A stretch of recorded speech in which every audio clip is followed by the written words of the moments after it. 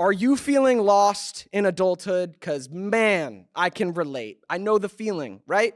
Most of us can. So even though you feel maybe alone in it, isolated in it, which I have as well, it turns out we're all going through this process as we grow up. You know, that's something we're exploring here on this podcast. So I wanted to bring you special highlights from 3 of my favorite episodes talking about this very topic.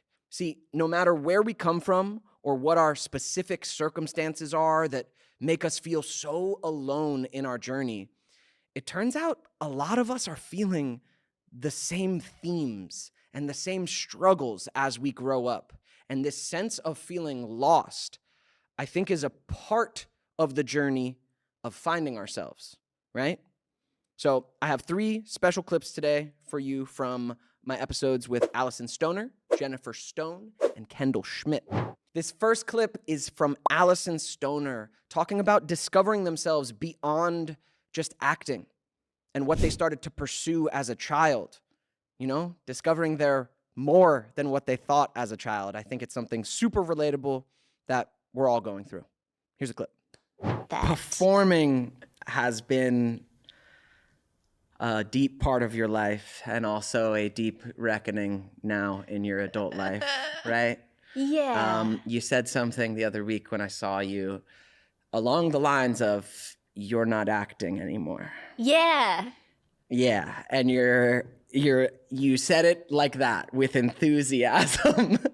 And I think that's one of those things you're talking about, that not knowing the implications of what it is to actually do it. I have kind of gone through my darkness with what comes with pursuing this that I didn't know as a kid. And I've come through the other side recommitted and in now my adult vision of what it is to pursue this thing. But I know many of us young performers come through that in all sorts of different ways. And move to the desert. Yeah, and move away from LA and Right. let it go. And I wow. When you said it, I kind of heard you say it in interviews, but hearing you say it in person when someone asked, I was like, oh, whoa, Alyson's out. Yeah. What's interesting is technically I'm still on 2 shows. So So you're out emotionally. I'm invested in the collaboration with that cast and crew, and I believe in the writer's vision. And also it is ironically now the steadier form of income. So it does fulfill, that purpose to some degree. Yeah.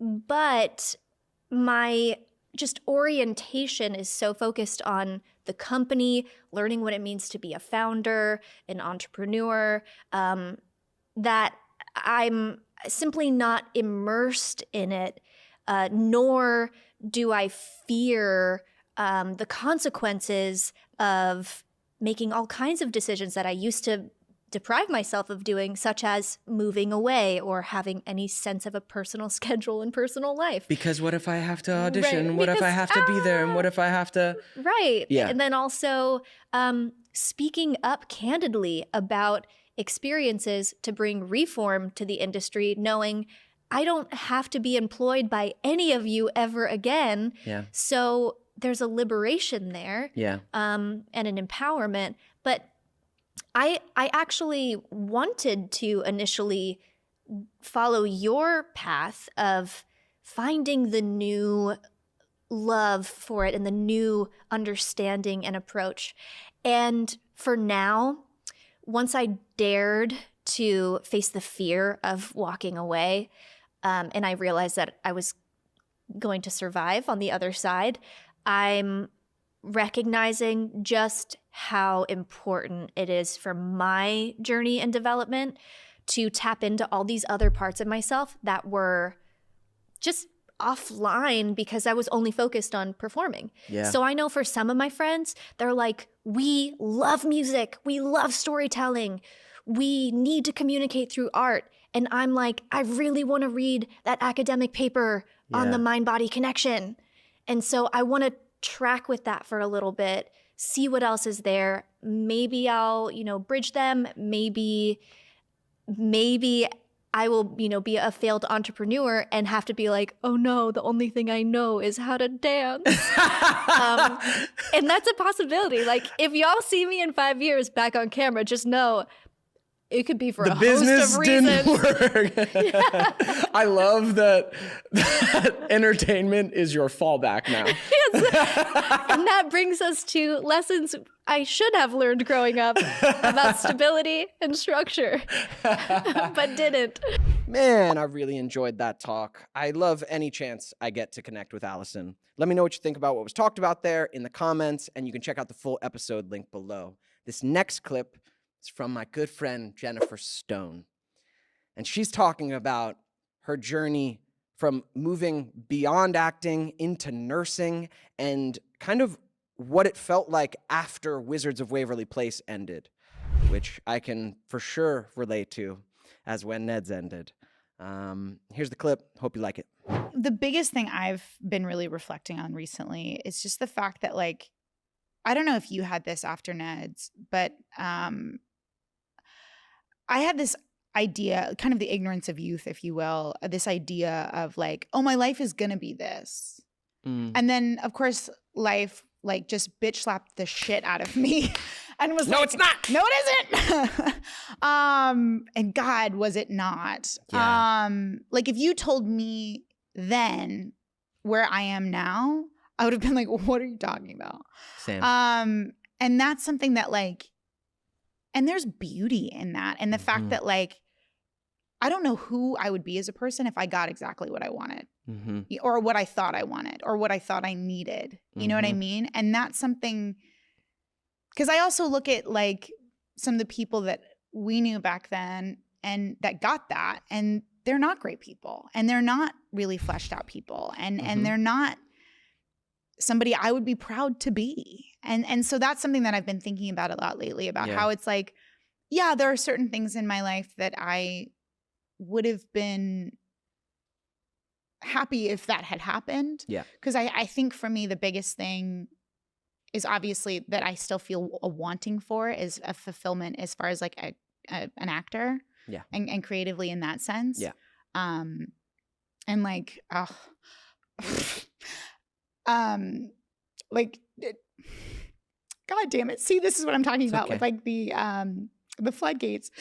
But with the Brendan Fraser's speech at the Oscars, when he talked about a creative lifeline. Yeah. I was talking to a friend of mine about how many actor friends I know, including myself, but so many people, and I feel like yourself and so many of our friends included, get that. Because it's like, oh, so many of my friends are so talented and they have so much to offer creatively. And we just need a lifeline. Just like, sorry, excuse my French, but just like throw me a bone. Yeah, throw me a bone, you know, like let me just play, you know what I mean? And that's what's missing. Yeah. And you watch the same people over and over and over get all these chances.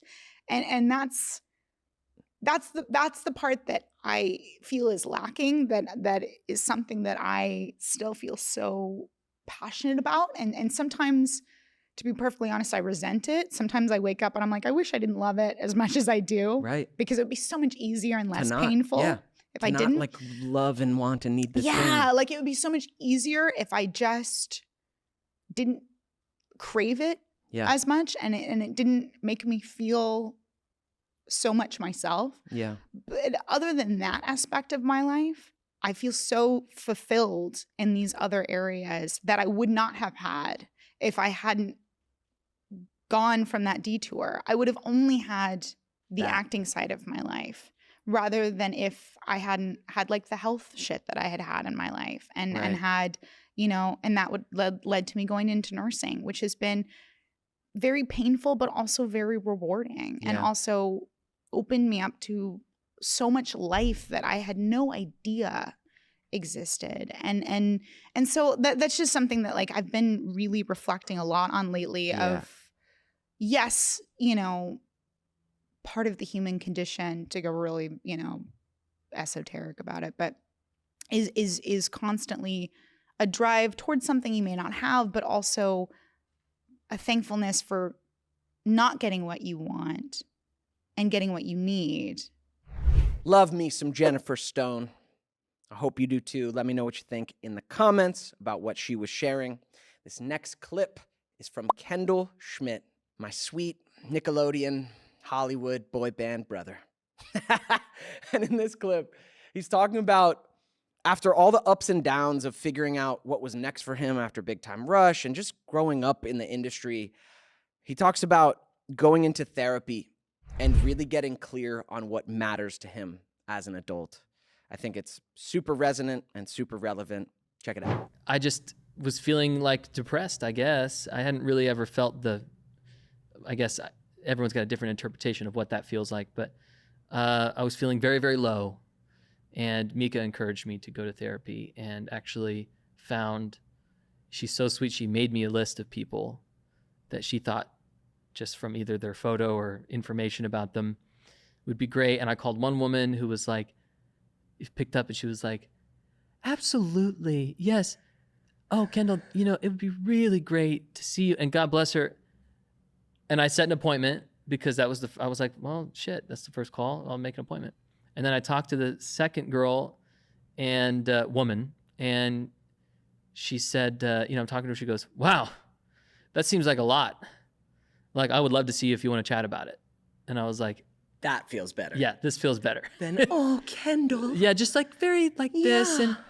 And I was like, I'm just not into it. And she was much more of a straight shooter. Yeah, and that's what's up. I was like, is it rude for me to cancel on the first? And she goes, no, cancel. What are you talking about? Cancel. It's your I was life. like, great. Exactly. It's your life. Do what you want. Don't feel bad about it. Yeah. Like, do what you need to do. And so, yeah, we had a couple, probably a year and a half, 2 years of really digging into it. And, there was times I would go in, and this is an important thing to note about therapy, is there's times where you go in, you feel like, well, I don't have anything to talk about today. I feel good today. Something always comes up. Absolutely. Something always comes Just up. start where you're at. For sure, I've had those sessions where I'm like, How you feel? I feel I good don't know, today. man. I feel good. Is there anything that has been bothering you at all? And you're like, You go, well, I mean, well, there's this one thing. my friend did this, he didn't text me back or whatever it was. And it's like, man, I just have a problem with people not support. It can go. Yeah, and next thing you know, you're fucking crying about something with your family. It's a big relief. And that was the big step up. I was going to say, as far as the phases go, when I felt like I really gained something it was like 25 or 26. I can't remember exactly. Yeah. I was like, next level up in adulthood. Because I went to therapy. Taking care of your... Big one, and I'm sure everyone's like, yeah, duh, Kendall, everyone knows this. But I had never thought about the concept of compare equals despair. If you compare yourself to others who are doing very, very well, it doesn't help you at all. It only hurts you. Yeah. How on earth is it going to help you? Yeah. If you go, so-and-so's doing so well, why am I not doing well? Oh, a huge chunk of my depression the last X amount of years came from comparison, but it's like I grew up with a certain generation of entertainers, and I had some success that I had. And then in my 20s, I'm like looking over at all these kids I grew up with way more success than I got to. And it was despair. I tried not to compare, but the more I wasn't having the success that I wanted, and the more I was looking over and seeing it in everyone else, is pain every time. Some people would say, "Oh, that feeling that drives me, motherfucker." Yeah. Guess what? It doesn't. Yeah, not really. It doesn't. Really. What drives? Yeah, exactly. It doesn't drive you as much as just like feeling stoked about what you want to create and what you want. Right. It doesn't drive you as much as just being in your fucking journey. The saying is not compare equals despair. Sometimes. Yeah. It's compare equals despair, period, end of story. Yeah. That's it. Yeah. It just doesn't help to compare yourself to anybody because everyone's life circumstances are different. Exactly. And you can't take some part of their life without taking all of it. It's also important to remember when you do see people who are so successful. I got a couple things to say about this, one of which might be just like, that's crazy. People are so successful, but you don't know what's going on in their life. They could have all sorts of shit going on. Personal shit.